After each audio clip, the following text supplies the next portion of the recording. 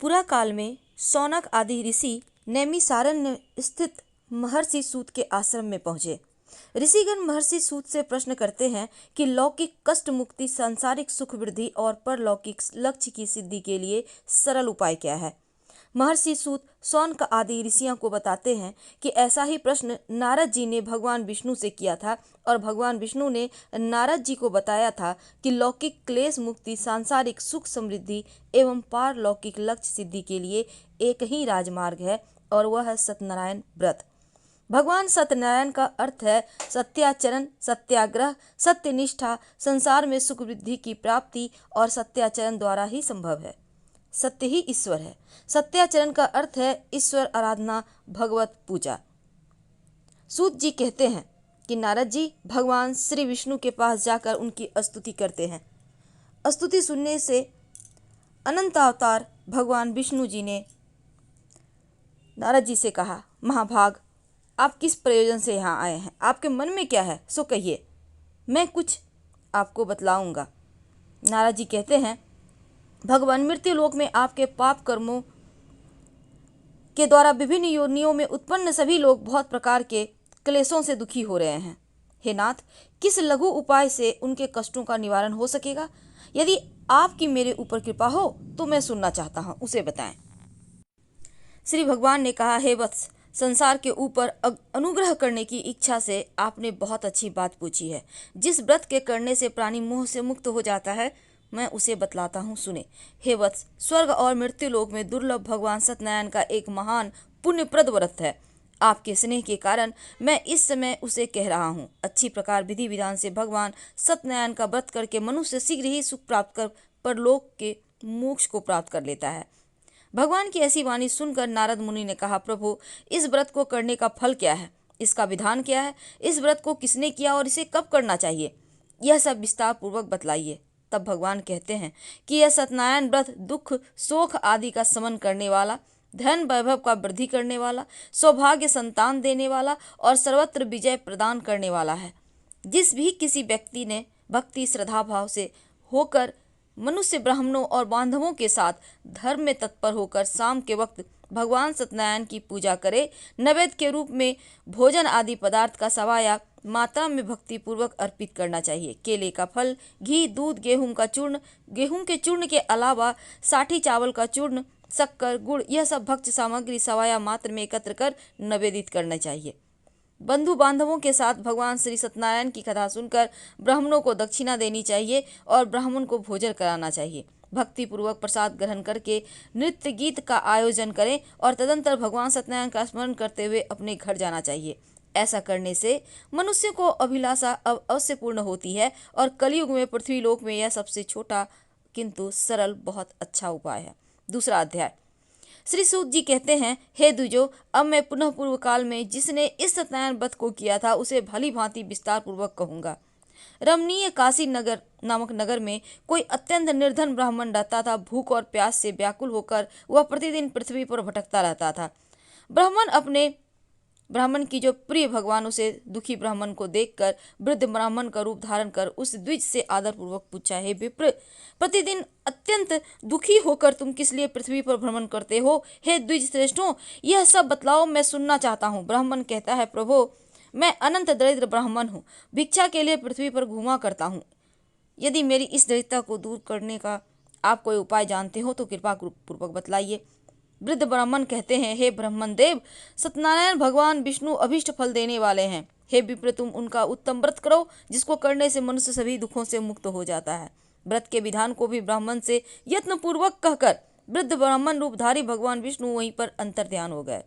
वृद्ध ब्राह्मण ने जैसा कहा उस व्रत को उसी प्रकार वैसे ही करूंगा। यह सोचते हुए ब्राह्मण को रात में नींद नहीं आई।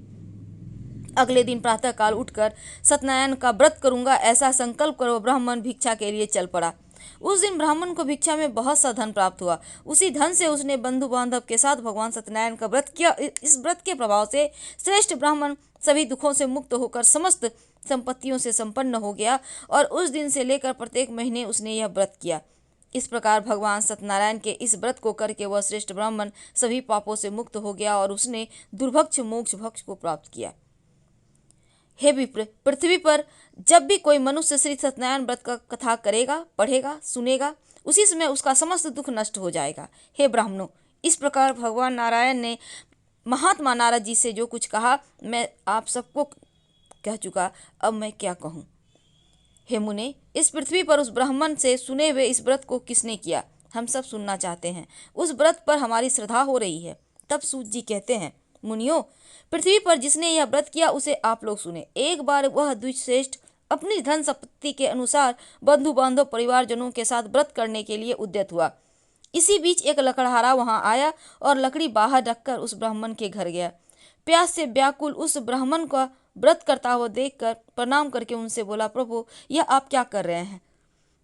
इसके करने से किस प्रकार की फल प्राप्ति होती है, विस्तार पूर्वक मुझसे कहिए। विप्र ने कहा, यह सत्यनारायण का भगवान का व्रत है जो सभी मनोरथों को प्रदान करने वाला है, और उसी के प्रभाव से मुझे यह सब महान धन धान्य प्राप्त हुआ है। जल पीकर प्रसाद ग्रहण करके वह नगर चला गया। भगवान सत्यनारायण देव के लिए मन में ऐसा सोचने लगा कि आज लकड़ी बेचने से जो धन प्राप्त होगा उसी धन से भगवान सत्यनारायण का श्रेष्ठ व्रत करूंगा। इस प्रकार मन में चिंतन करता हुआ लकड़ी को मस्तक पर रखकर वह सुंदर नगर में गया जहाँ धन धान्य से संपन्न लोग रहते थे, और उसने उस दिन लकड़ी का दुगुना मूल्य प्राप्त किया। इसके बाद प्रसन्न हृदय से वह पके हुए केले का फल, शर्करा, घी, दूध, गेहूं का चूर्ण सवाया मात्रा में लेकर घर आया। बंधु बांधव को बुलाकर विधि विधान से भगवान श्री सत्यनारायण का व्रत किया। उस व्रत के प्रभाव से धन पुत्र से संपन्न हो गया। इस लोक में अनेक सुख का उपभोग कर अनंतपुर में सत्यपुर अर्थात बैकुंठपुर चला गया। तीसरा अध्याय। श्री सुत जी कहते हैं, श्रेष्ठ मुनियों, अब मैं पुनः आगे की कथा कहूंगा, आप लोग सुने।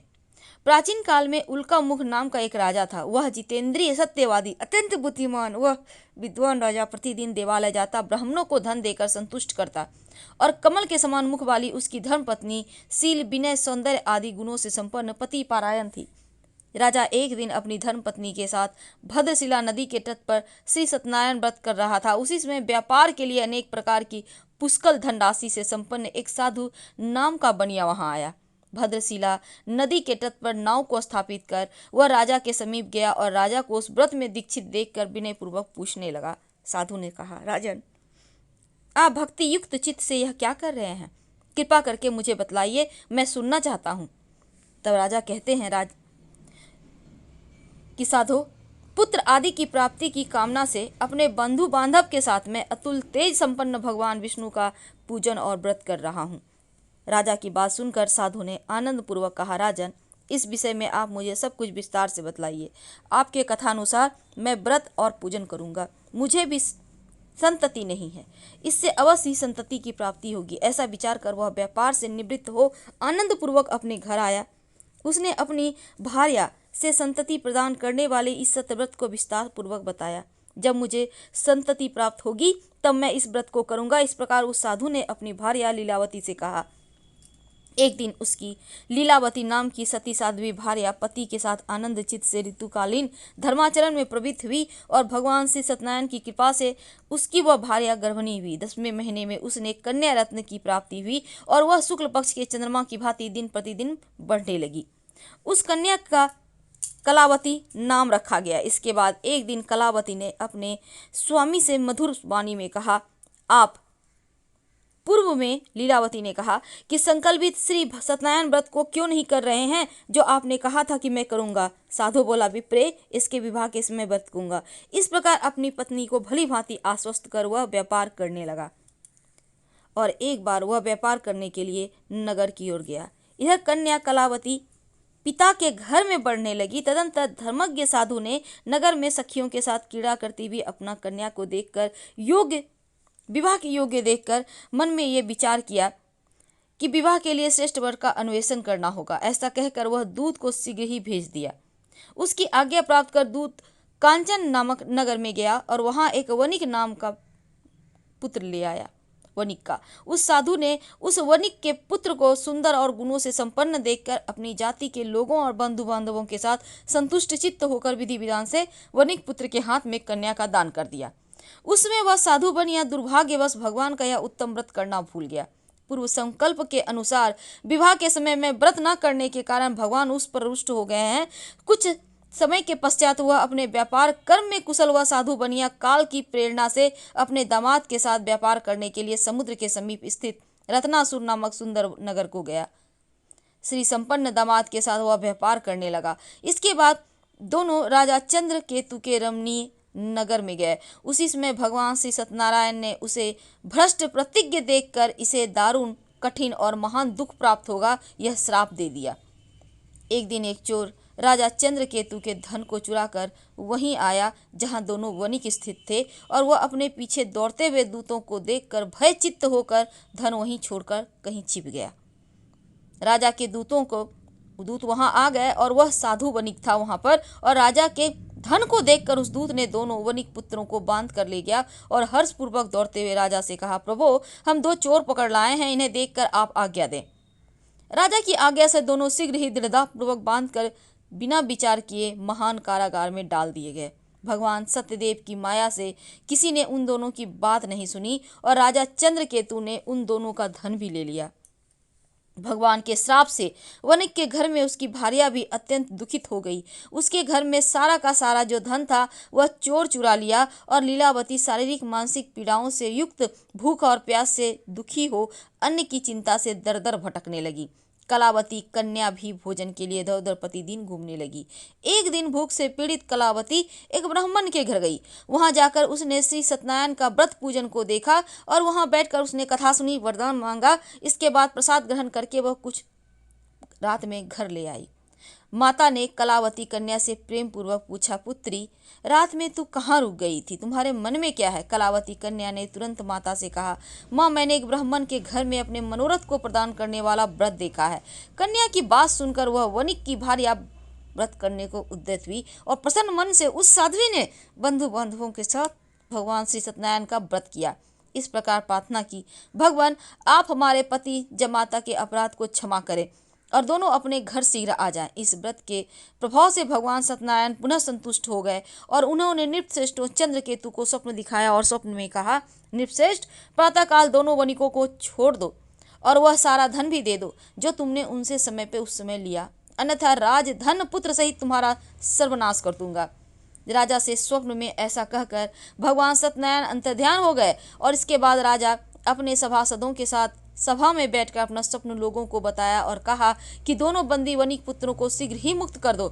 राजा की ऐसी बात सुनकर राजपुरुष दोनों महाजनों को बंधन मुक्त करके राजा के सामने लाकर विनय पूर्वक कहते हैं, महाराज, बेड़ी बंधन से मुक्त करके दोनों पुत्र वणिक पुत्र लाए गए हैं। इसके बाद दोनों महाजन नृपश्रेष्ठ चंद्रकेतु को प्रणाम करके अपने पूर्व वृत्तांत का स्मरण करते हुए भयचिह्न हो गए और कुछ बोल ना सके। राजा ने वणिक पुत्रों को देखकर आदर पूर्वक कहा, आप लोगों को प्रारब्धवश यह महान दुख प्राप्त हुआ है, इस समय अब कोई भय नहीं है। ऐसा कहकर उनकी बेड़ी खुलवाकर क्षौर कर्म आदि करवाया। राजा ने वस्त्र अलंकार देकर दोनों वणिक पुत्रों को संतुष्ट किया और सामने बुलाकर वाणी के द्वारा अत्यधिक आनंदित किया। पहले जो धन लिया था उसे दूना करके दिया। इसके बाद राजा ने पुनः उनसे कहा, साधो, अब आप अपने घर जाएं और राजा को प्रणाम करके आपकी कृपा से हम जा रहे हैं। ऐसा कहकर उन दोनों महावैश्यों ने अपने घर की ओर प्रस्थान किया। तो सूत जी कहते हैं, साधु बनिया मंगलाचरण कर ब्राह्मणों को धन देकर अपने नगर के लिए चल पड़ा। साधु के कुछ दूर जाने पर भगवान सत्यनारायण की उसकी सत्यता की परीक्षा के विषय में जिज्ञासा हुई। साधो, तुम्हारी नाव में क्या भरा है? तब धन के मद में चूर दोनों महाजनों ने अवहेलना पूर्वक हंसते हुए कहा, दंडिन, क्यों पूछ रहे हो? क्या कुछ द्रव्य लेने की इच्छा है? हमारी नाव में तो लता और पत्ते भरे हैं। ऐसी निष्ठुर वाणी सुनकर तुम्हारी बात सच हो जाए, ऐसा कहकर दंडी सन्यासी के रूप को धारण किए हुए भगवान कुछ दूर जाकर समुद्र के समीप बैठ गए। दंडी के चले जाने पर नित्य क्रिया करने के पश्चात उतराई हुई अर्थात जल में ऊपर की ओर उठी हुई नौका को देखकर साधु अत्यंत आश्चर्य पड़ गए और नाव में लता पत्ते आदि देखकर मूर्छित होकर पृथ्वी पर गिर पड़े। सचेत होने पर वणिक पुत्र चिंतित हो गए कि अब उसके दामाद ने इस प्रकार कहा कि आप शोक क्यों करते हैं? दंडी ने श्राप दिया है। इस स्थिति में तो वे चाहकर ही कुछ कर सकते हैं, इसमें संशय नहीं। अतः उन्हीं की शरण में हम चलें। ऐसी मन की इच्छा पूर्ण होगी। और दामाद की बात सुनकर वह साधु बनिया उनके पास गया, जहां दंडी को देखकर उसने भक्ति पूर्वक उन्हें प्रणाम किया। आदर पूर्वक कहने लगा, आपके सम्मुख जो मैंने कहा असत्य भाषण अपराध किया है। आप मेरे उस अपराध को क्षमा करें। ऐसा बार बार प्रणाम करके उस महान शोक से आकुल हो गया। दंडी उसे रोता हुआ देखकर कहा, अरे मूर्ख, रो मत, मेरी बात सुनो। मेरी पूजा से उदासीनता होने के कारण और मेरी आज्ञा से ही तुमने बारंबार दुख प्राप्त किया है। भगवान की ऐसी वाणी सुनकर उनकी स्तुति करने लगा। अब साधु ने कहा, प्रभु, आश्चर्य की बात है, आपकी माया से मोहित होने के कारण ब्रह्मा आदि देवता भी आपके गुणों रूपों को यथावत रूप से नहीं जान पाते, फिर मैं मूर्ख आपकी माया से मोहित होने के कारण कैसे जान सकता हूँ। आप प्रसन्न हो, मैं आप अपनी धन संपत्ति के अनुसार आपकी पूजा करूंगा। मैं आपके शरण में आया हूँ। मेरा जो नौका में स्थित पूरा धन था, उसकी मेरी और रक्षा करें। उस बनिया की भक्ति पूर्वक वाणी सुनकर भगवान जनार्दन संतुष्ट हो गए और भगवान हरि उस अभिष्ट वरदान प्राप्त कर वहीं अंतर्ध्यान हो गए। इसके बाद वह साधु अपनी नौका में चढ़ा। धन धान्य से परिपूर्ण देखकर भगवान सत्यदेव की कृपा से हमारा मनोरथ सफल हो गया, ऐसा कहकर स्वजनों के साथ भगवान सत्यनारायण की विधि पूर्वक पूजा की। भगवान सत्यनारायण की कृपा से वह आनंद से परिपूर्ण हो गया और नाव को प्रत्यंत पूर्वक संभाल कर अपने देश के लिए प्रस्थान किया। साधु बनिया ने अपने दामाद से कहा, यह देखो, मेरी रत्नपुरी नगरी दिखाई दे रही है। इसके बाद उसने अपने धन के रक्षक दूत को अपने आगमन का समाचार देने अपनी नगरी भेजा। फिर इसके बाद दूत ने नगर में जाकर साधु की भार्या को देखकर हाथ जोड़कर प्रणाम किया और उनके अभिष्ट की बात कही। सेठ जी अपने दामाद बंधुगणों के साथ बहुत सारे धन धान्य से संपन्न होकर नगर के निकट पधार गए हैं। दूत के मुख से यह बात सुनकर महान आनंद से बिलहल हो गई और उस साध्वी ने श्री सत्यनारायण की पूजा करके अपनी पुत्री से कहा, मैं साधु के दर्शन के लिए जा रही हूँ, तुम शीघ्र आओ। माता का ऐसा वचन सुनकर व्रत को समाप्त करके प्रसाद का परित्याग कर वह कलावती भी अपने पति का दर्शन करने के लिए चल पड़ी। भगवान सत्यनारायण भी रुष्ट हो गए। उन्होंने उसके पति को तथा नौका को धन के साथ हरण करके जल में डुबो दिया। इसके बाद कलावती कन्या अपने पति को न देखकर महान शोक से रुदन करती हुई पृथ्वी पर गिर पड़ी। नाव का और दर्शन और कन्या को अत्यंत दुखी देखकर भयभीत मन से साधु बनिया ने सोचा, यह क्या हो गया। नाव का संचालन करने वाले भी सभी चिंतित हो गए और वह लीलावती की भी कन्या को देखकर बिलख उठे। अत्यंत दुख से विलाप करती हुई अपने पति से इस प्रकार बोली, अभी अभी नौका के साथ वह कैसे अक्षलिचित हो गए, यह जानने की इस देवता की उपेक्षा से वह नौका हरण कर ली गई। भगवान श्री सत्यनारायण का महात्म्य कौन जान सकता है। ऐसा कहकर वह स्वजनों के साथ विलाप करने लगी और कलावती कन्या को गोद में लेकर रोने लगी। कलावती कन्या भी अपने पति के नष्ट हो जाने पर दुखी हो गई और पति की पादुका लेकर अनुगमन करने के लिए उसने मन में निश्चय किया और कन्या के इस प्रकार आचरण को देखकर भार्या सहित वह धर्मज्ञ साधु बनिया अत्यंत शोक संतप्त हो गया और सोचने लगा, या तो भगवान सत्यनारायण ने यह अपहरण किया है अथवा हम सभी भगवान सत्यदेव की माया से मोहित हो गए हैं। अपने धन शक्ति के अनुसार मैं भगवान श्री सत्यनारायण का पूजा करूंगा। सभी को बुलाकर इस प्रकार कहने पर अपने मन की इच्छा प्रकट की और बारंबार भगवान सत्यदेव को दंडवत प्रणाम किया। इससे दिनों के परिपालक भगवान सत्यदेव प्रसन्न हो गए और भक्त वत्सल भगवान ने कृपा पूर्वक कहा कि तुम्हारी कन्या प्रसाद छोड़कर अपने पति को देखने चली आई। निश्चय ही इस कारण उसका पति अदृश्य हो गया। यदि घर जाकर प्रसाद ग्रहण करे तो पुनः आए तो फिर वो अपने पति को प्राप्त कर लेगी। तो साधु बनिया तुम्हारी पुत्री पति को प्राप्त करेगी, संशय नहीं है इसमें। कन्या कलावती भी आकाश मंडल से ऐसी वाणी सुनकर शीघ्र ही घर दौड़ी गई और प्रसाद ग्रहण किया। पुनः आकर स्वजनों और अपने पति को देखा। अब कलावती ने पति से कहा कि अब घर चलें, विलंब क्यों कर रहे हैं। कन्या की बात सुनकर वनिक पुत्र संतुष्ट हो गया और विधि विधान से भगवान सत्यनारायण की पूजन करके धन और बंधु बांधव के साथ अपने घर गया। तदंतर पूर्णिमा संक्रांति पर्वों पर भगवान सत्यनारायण की पूजन करते हुए इस लोक में सुख भोग कर अंत में वह सत्यपुर वैकुंठ लोक में चला गया। बोलिए प्रेम से सत्यनारायण भगवान की जय। हर हर महादेव।